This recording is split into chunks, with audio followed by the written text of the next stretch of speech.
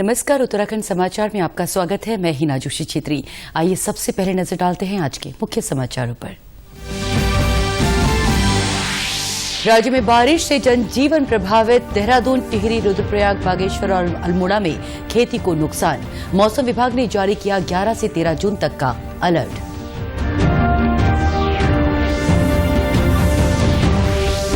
Corona की तीसरी लहर को देखते हुए तैयारियों में जुटी सरकार। टिहरी के श्रीदेव सुमन अस्पताल में बच्चों के लिए बनेगा 12 बेड का आईसीयू वार्ड।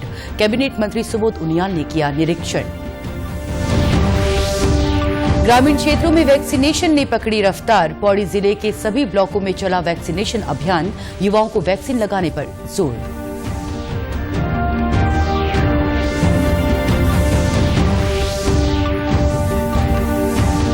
और सीमांत जिले चमोली को रेल विकास निगम की सौगात। महिला बेस्ड चिकित्सालय में जल्द स्थापित होगा इंटेंसिव केयर यूनिट और ऑक्सीजन प्लांट। अन्य अस्पतालों में भी जुटाई जा रही सुविधाएं। अब समाचार विस्तार से। राज्य में मौसम तेजी से करवट बदल रहा है। मौसम विभाग ने पूर्वानुमान जारी किया है। इसके अनुसार राज्य में 11 जून को पिथौरागढ़, बागेश्वर, चंपावत, नैनीताल, रुद्रप्रयाग और देहरादून जिले में कहीं कहीं भारी बारिश हो सकती है। 12 जून को भी इन जिलों में कहीं कहीं बहुत भारी बारिश की संभावना जताई गई है। मौसम विभाग की ओर से इन जिलों के लिए अलर्ट जारी किया गया है। साथ ही राज्य के अधिकांश पर्वतीय क्षेत्रों में आकाशीय बिजली गिरने की भी संभावना है। वहीं 13 जून को भी देहरादून, नैनीताल और चंपावत जिलों में कहीं कहीं भारी बारिश के साथ 40 किलोमीटर प्रति घंटे की रफ्तार से तेज हवाएं भी चल सकती हैं। इस बीच प्रदेश में तापमान में लगातार बढ़ोतरी हो रही थी, लेकिन बुधवार देर रात से प्रदेश में बारिश शुरू हो गई। राज्य में मानसून के 20 जून तक दस्तक देने का अनुमान लगाया गया है। राजधानी देहरादून के मालदेवता क्षेत्र में भारी बारिश के कारण मलबा सड़क पर आ गया, जिसके चलते आसपास के गांवों का संपर्क कट गया। साथ ही टिहरी जाने वाला मार्ग भी बंद हो गया है। मालदेवता क्षेत्र में मलबे की वजह से स्थानीय लोग काफी परेशान हैं। घटना के बाद कैबिनेट मंत्री गणेश जोशी भी मौके पर पहुंचे और जानकारी ली। मलबा आने से कुछ दुकानों और रेस्टोरेंट को भी नुकसान पहुंचा है। वहीं मशीनों द्वारा सड़क को खोलने का काम लगातार जारी है। जैसे ही बारिश शुरू हुई वैसे ये मलबा यहाँ पे चल पड़ा, क्योंकि जो ये PMJSY की रोड बन रही है, इसमें जो ठेकेदार था उसने डंपिंग का कोई हिसाब किताब नहीं रखा इसमें, और वो मलबा पहली बारिश में नीचे आ गया, जिससे ग्रामीणों की जो खेती थी, अदरक की खेती थी, धनिया की खेती थी, वो सारी दब गई। और ये जो मुख्य मार्ग है हमारा धनौल्टी वाला है, क्यारा है, इससे ऊपर हमारी कम से कम 17-18 ग्राम पंचायतें पड़ती हैं। वहाँ से जो सब्जियाँ आती हैं, पीछे आप जाओगे तो सारी सब्जियाँ उन गाड़ियों में सड़ रही हैं कि आगे जाने का कोई रास्ता है नहीं। कैबिनेट मंत्री गणेश जोशी ने कहा कि सड़क निर्माण में मानकों का पालन नहीं किया गया है। इसके लिए जिम्मेदार अधिकारियों के खिलाफ कार्रवाई की जाएगी। उन्होंने आपदा प्रभावित लोगों को सुरक्षित स्थानों पर पहुंचाने और आपदा राहत राशि देने के निर्देश भी दिए हैं। क्योंकि जेई मौके पर नहीं आता था, अधिकारी मौके पर नहीं आते थे और ठेकेदार मनमाना काम कर रहा था, जिसकी वजह से आज इतनी बड़ी घटना यहाँ पर घट गई है।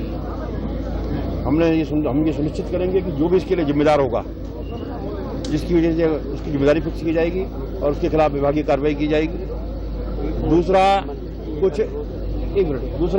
कुछ लोग जिनके घरों में मलबा चला गया है, वो अपने को सुरक्षित महसूस कर रहे हैं। उनके रहने की व्यवस्था हमने करवा दी है। और जो सरकार द्वारा अनुमति मुआवजा है, क्योंकि जो अनुमति मुआवजा भारत सरकार के नॉर्म से होता है, वो 9 के बराबर है, जो कि फसलों में दिया जाता है, लेकिन सरकार उनकी और भी मदद करेगी। टिहरी जिले के विभिन्न क्षेत्रों में कल से बारिश और ओलावृष्टि हो रही है, जिससे जनजीवन प्रभावित हुआ है। जिले के सीमांत क्षेत्र भिलंगना के देवलिंग, घुत्तू और बीना में बरसाती नालों के उफान पर आने से खेतों को नुकसान हुआ है। नुकसान का जायजा लेने के लिए राजस्व विभाग ने एक टीम को क्षेत्र में भेजा है। जिलाधिकारी ईवा आशीष श्रीवास्तव ने कहा कि प्रभावितों को नुकसान का मुआवजा शीघ्र दिया जाएगा। उन्होंने बताया कि उप जिलाधिकारियों को पहले से ही निर्देशित किया गया है कि आपदा से जो भी नुकसान होगा उसकी रिपोर्ट बनाकर शीघ्र प्रशासन को भेजें। उन्होंने कहा कि जिला प्रशासन आपदा से निपटने के लिए पूरी तरह से तैयार है। तो उनमें तत्काल ही राजस्व टीम को रवाना कर दिया गया और उसके अलावा P20 की कार्रवाई जो राजस्व टीम करती है वो तो करवा ली गई। इसके अलावा भी हमने सभी SDM से एक रिपोर्ट प्राप्त की जिसमें जो सार्वजनिक संपत्तियों का नष्ट हुआ था, तो उसके संबंध में हमने एक डिटेल रिपोर्ट प्राप्त की और फिर उन विभागों को अवगत कराते हुए उनसे अपेक्षा की थी कि वो उसमें तत्काल ही अपने आकलन यहाँ पर दे देंगे। तो करीब करीब सभी के आकलन आ गए हैं। घनसाली क्षेत्र में तो जितने भी हुए थे उनमें 100% आकलन आ चुके हैं और अब जो रिसेंटली हो रहे हैं तो उनके भी आ जाएंगे। उधर अल्मोड़ा जिले के सोमेश्वर के दाड़िम खोला में भारी बारिश से घरों में मलबा घुस गया। मंदिर को भी नुकसान पहुंचा है, साथ ही सड़क की दीवार भी क्षतिग्रस्त हो गई। जयनाल और पायखाम क्षेत्र में भारी बारिश के बाद नाले उफान पर आ गए हैं। दूसरी ओर बागेश्वर जिले में आज सुबह भारी बारिश के कारण 3 सड़कों पर आवागमन ठप हो गया। चिड़ंग गधेर मेहतगाड़ के समीप भूस्खलन के कारण 2 वाहन मलबे में दब गए। कौसारी में पेड़ गिरने से यातायात घंटों बाधित रहा। करीब 300 गांवों की बिजली आपूर्ति भी बाधित हो गई। सरयू नदी का जलस्तर बढ़ने से नदी किनारे रहने वाले लोगों को अलर्ट कर दिया है। इसके अलावा प्रदेश के अन्य जिलों में भी बारिश के कारण खेती को नुकसान और विभिन्न मार्गों के बंद होने की खबरें हैं। बंद सड़कों को खोलने का काम जारी है। कोरोना की संभावित तीसरी लहर को देखते हुए सरकार तैयारियों में जुटी हुई है। इसको देखते हुए टिहरी जिले के नरेंद्रनगर में श्रीदेव सुमन अस्पताल में भी जरूरी सुविधाएं जुटाई जा रही हैं। कैबिनेट मंत्री सुबोध उनियाल अस्पताल में ऑक्सीजन प्लांट का निरीक्षण करने पहुंचे। कैबिनेट मंत्री सुबोध उनियाल ने बताया कि यहां 200 बेड का अस्पताल और 500 एलपीएम की क्षमता का ऑक्सीजन प्लांट तैयार किया गया है। कोविड-19 की तीसरी लहर को देखते हुए अस्पताल में बच्चों के लिए 12 बेड का आईसीयू वार्ड बनाया जा रहा है। अस्पताल में सिटी स्कैन सुविधा भी जल्द शुरू हो जाएगी। ऑक्सीजन सिलेंडर और 10 लीटर वाले 50 कंसंट्रेटर भी लगाए जाएंगे। उन्होंने कहा कि अस्पताल में आवासीय भवनों का निर्माण भी किया जाएगा। भविष्य के लिए तीसरे फेज की संभावनाओं को देखते हुए इसको पूरी तरह से लेस किया जा रहा है सुविधाओं से, ताकि तीसरा फेज हो जिसमें जहां हम पे 12 बेड का आईसीयू, यहाँ पर एक टीकू भी लगा रहे हैं जो बच्चों के लिए आईसीयू है, एक नेफ्रो आईसीयू यहाँ पे लगा रहे हैं।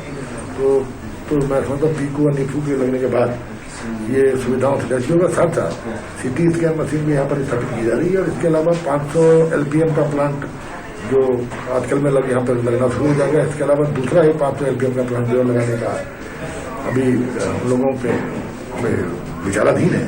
साथ ही साथ ऑक्सीजन सिलेंडर्स और 10 लीटर के कंसंट्रेटर से पूरी तरह हॉस्पिटल को डस्ट किया जाएगा।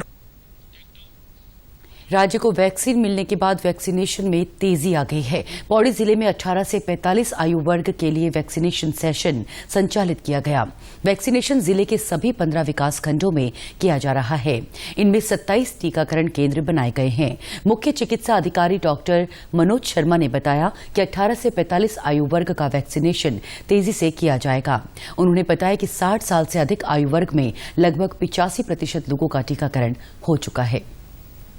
18 प्लस का जो हमारा जो वैक्सीनेशन था पूर्व से ही किया जा रहा है और पहले लेकिन अर्बन एरिया में ही सिर्फ लिमिटेड था, जिसमें कि 3 जंबो सेशन साइट बना करके हमने पौड़ी, कोटद्वार और श्रीनगर में हम उसको वैक्सीनेशन कर रहे थे। लेकिन अभी जैसे स्टेट गवर्नमेंट से हमें डायरेक्शंस मिले कि हम जो 45 प्लस की वैक्सीन है उसको भी 18 वाले में डाइवर्ट करके और 18 प्लस का वैक्सीनेशन बढ़ाना सुनिश्चित करें। तो उसी क्रम में हमने लगभग हमारे पास 45 प्लस में 4000 के आसपास जो वैक्सीन बची हुई थी, डोज बची हुई थी, तो हमने कल से उसको प्लान करके और आज से जो है हमने 18 प्लस का जो सभी ब्लॉक हेडक्वार्टर हैं उन पे वैक्सीनेशन स्टार्ट करवा दिया। जिले के कोविड प्रभारी डॉक्टर पंकज जुयाल ने बताया कि वैक्सीनेशन सेशन के लिए पौड़ी क्षेत्र में पौड़ी को 230, सिरोली को 90 और परसुंडा खाल लुआली को 130 स्लॉट मिले। इन कोल्ड चेन प्वाइंट में सफलतापूर्वक कोविड टीकाकरण किया गया। हमारे जो तीनों कोल्ड चेन पॉइंट्स हैं सिरोली, लुआली और परसुंडा खाल में सब जगह टीकाकरण चल रहा है। परसुंडा खाल और लुआली में हमारे पास 130 का स्लॉट है और सिरोली में हमारे पास 90 का स्लॉट है।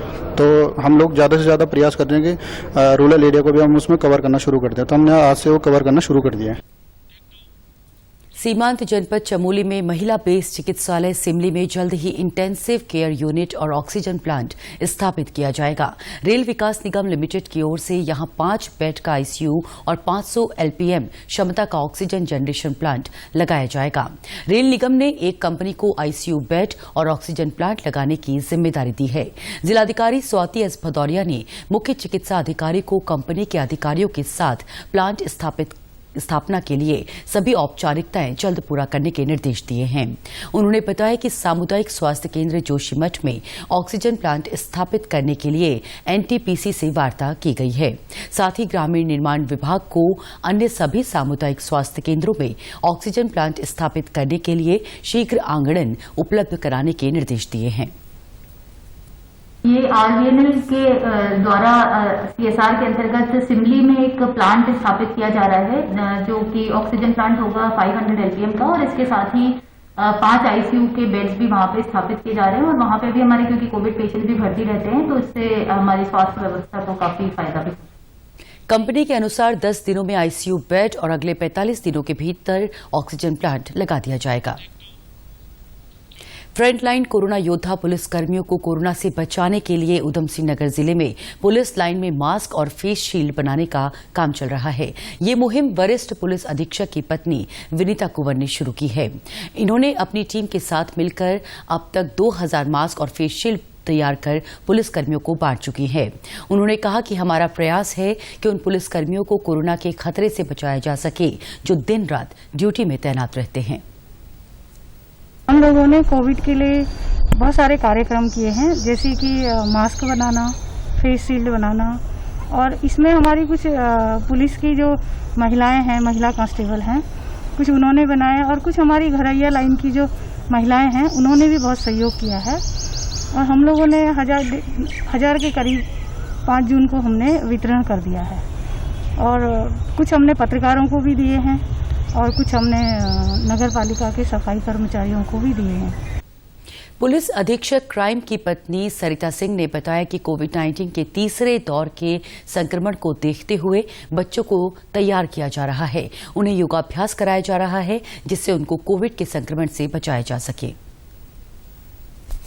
हमने फेस शील्ड, मास्क बनाए, जो कि हमारे पुलिस जवानों को वितरित किया गया वृक्षारोपण के दिन। और जो अभी कहा जा रहा है कि फेज 3 आने वाला है बच्चों के लिए, उसके लिए हम अभी से तैयारी कर रहे हैं। बच्चों को योगा कराया जा रहा है, बड़ों को भी कराया जा रहा है, जिससे उनका हेल्थ और अच्छा हो, ताकि कोई दिक्कत ना आए, उनकी इम्यूनिटी बहुत स्ट्रांग हो। और आगे हम निरंतर ये कार्य करते रहेंगे। रुद्रप्रयाग के जिलाधिकारी मनोज गोयल ने ऊखीमठ विकासखंड के संसारी गांव में उद्यान विभाग की ओर से आदर्श उद्यान एवं हॉर्टी टूरिज्म का निरीक्षण किया। इस नर्सरी में विभिन्न प्रजाति के फलदार पौधे और सब्जियों की नर्सरी तैयार की गई है। जिलाधिकारी ने बताया कि स्थानीय स्तर पर किसानों को इसका लाभ मिलेगा। उन्होंने उद्यान विभाग के अधिकारियों को किसानों को बेहतर गुणवत्ता के पौधे मुफ्त उपलब्ध कराने के निर्देश दिए। साथ ही मॉडल ट्रेनिंग सेंटर विकसित करने के भी निर्देश दिए। ऊखीमठ की जो नर्सरी है, यहाँ पे हॉर्टी टूरिज्म का भी एक कॉन्सेप्ट डेवलप किया जा रहा है और उसका निरीक्षण किया गया। इसके अलावा जो इन्होंने यहाँ पे क्रॉपिंग कर रखी, प्लांटेशन कर रखी है, इस सबको भी देखा गया। तो अच्छा काम कर रखा है ऑलरेडी। यहाँ पे आड़ू के भी, संतरे के भी और सब्जियों के भी, मिर्च, बैगन इत्यादि के काफ़ी प्लांटेशन कर रखी है, तो किसानों को काफ़ी लाभ मिलेगा। आजीविका के पॉइंट ऑफ व्यू से काफ़ी इंपॉर्टेंट है और इसको और बेहतर करने के भी निर्देश दिए गए हैं। पुनः 1 महीने बाद इसका रिव्यू किया जाएगा। जिला उद्यान अधिकारी ने बताया कि यहां विभिन्न तरह के अन्य फलों के साथ ही कीवी की पौध भी तैयार की जा रही है। साथ ही हॉर्टी टूरिज्म के तहत भवनों का निर्माण किया जा रहा है।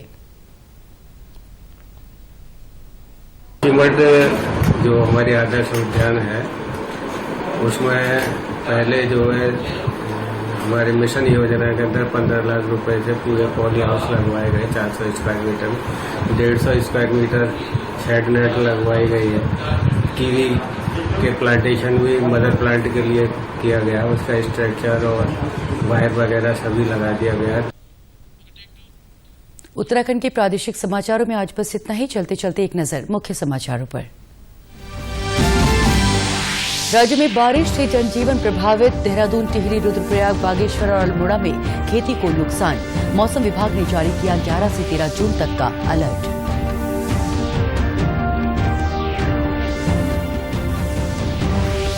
कोरोना की तीसरी लहर को देखते हुए तैयारियों में जुटी सरकार। टिहरी के श्रीदेव सुमन अस्पताल में बच्चों के लिए बनेगा 12 बेड का आईसीयू वार्ड। कैबिनेट मंत्री सुबोध उनियाल ने किया निरीक्षण। ग्रामीण क्षेत्रों में वैक्सीनेशन ने पकड़ी रफ्तार। पौड़ी जिले के सभी ब्लॉकों में चला वैक्सीनेशन अभियान। युवाओं को वैक्सीन लगाने पर जोर।